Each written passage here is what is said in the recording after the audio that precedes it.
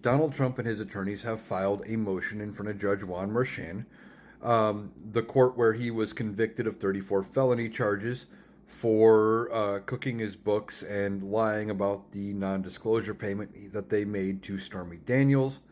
If he would have just wrote it in his ledger as non-disclosure payment, there wouldn't have been a problem. But that's not what he did. They called it legal fees.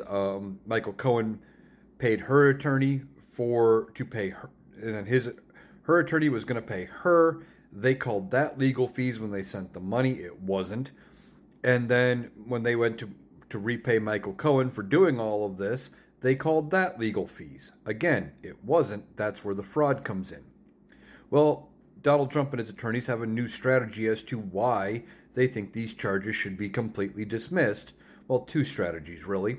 The first is that Hunter Biden got a pardon from Joe Biden over the weekend. And in that pardon, and in what he says about the pardon, Joe Biden says that Hunter was treated differently and charged differently because of who he was.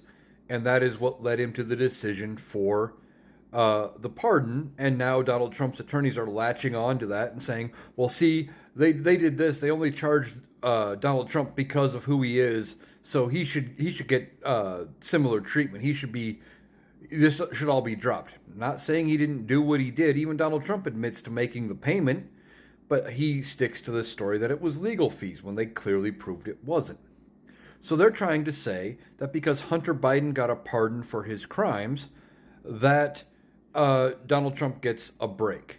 Well, that'd be like saying you pulled me over for speeding, but I know Joe down the street shoplifted from Walmart and you didn't charge him. So I should get a pass on speeding. They're not related. They have nothing to do with each other. So try again. Well, what's his second argument?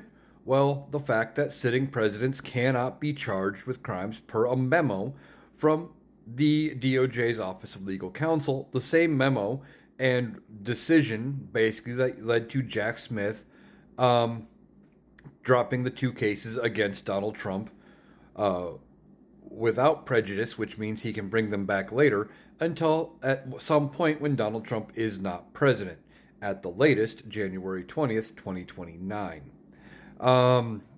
And we'll see what happens there. But they're saying because he was president, or the president-elect, that these cases need to be dropped because having the sentencing hanging over his head and the fact that he is a convicted criminal over his head would somehow interfere or be at odds with the no criminal prosecutions of a sitting president, even though the case had wrapped prior to him being elected.